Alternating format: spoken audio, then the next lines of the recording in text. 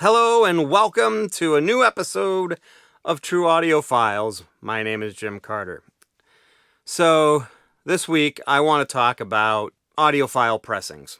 And most specifically, if you found out that an audiophile label took a digital transfer of an analog tape and cut it to vinyl, even if it was the original master recording, would you still buy that record?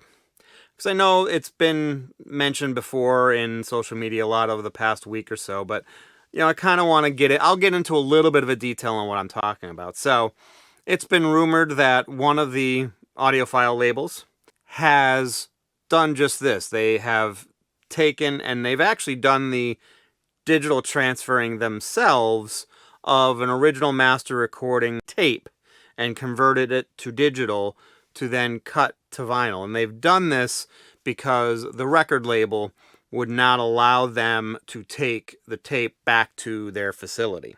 Or at least that's the explanation given. Sony is well known for doing this in terms of not allowing people to take their original master tapes back to the facilities. They have to stay at Sony. So this case in particular was a Sony situation. So it drew a big amount of anger and frustration with a lot of people in social media. The thing that I found pretty entertaining was there were a lot of comments to the fact that, it's, now they don't like it. They used to love that release, but now they don't like it, and now they will never buy these again, even though they used to praise the recording or those releases before. So, and I do know of another circumstance. It wasn't technically an audiophile label, but it was a label that was kind of proclaiming this as kind of an audiophile level release where, 180 grams, they claimed it was all digital. They said AAA in the marketing and, pressed at a good pressing plant. I think it was QRP, or at least plated there. But I know from a source that particular recording, and I'm not going to go into detail because I promised I wouldn't, that source was actually a high resolution transfer to digital. It was the original master recording, but they digitally transferred it in high resolution and then took that digital transfer and cut it to vinyl. So that stuff is out there. It exists. It is it's a shame in the sense that they can't be transparent about that. I don't think you'll ever see them be transparent about that kind of stuff, though. So that's kind of how that goes. But for me, I think it boils down to how good does that record sound? Is it the best sounding version that you can get on record or anywhere for that matter?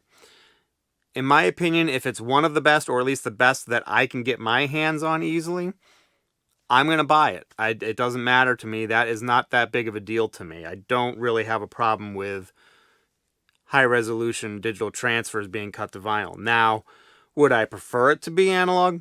Sure, because that's kind of part of the allure of vinyl, right, is getting the full analog sound, right?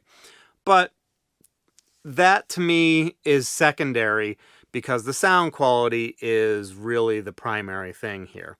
If it's the best sounding version I can get, I'm going to buy it. It's really that simple. There's really not really anything more to it than that.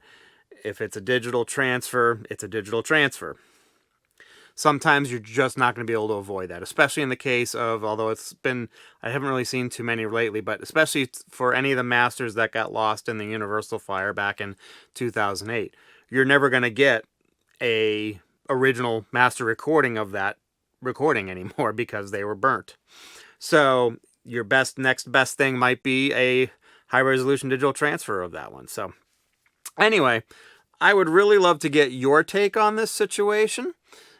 My take again is I'm going to take the best sounding version of it. If it's digitally sourced, it's digitally sourced. But want to hear your take. What do you think? Would you buy a audiophile release that was digitally transferred and cut to vinyl instead of a straight full analog process on it? So please let me hear your thoughts on this in the comment section below. If you liked this video, please hit that like button. If you want to see more of my videos, please hit that subscribe button. And if you want to know when my new videos come out, please hit that alert bell. That's everything I've got for today. I hope you liked it. I'll see you next time. Have a good day. Thanks a lot.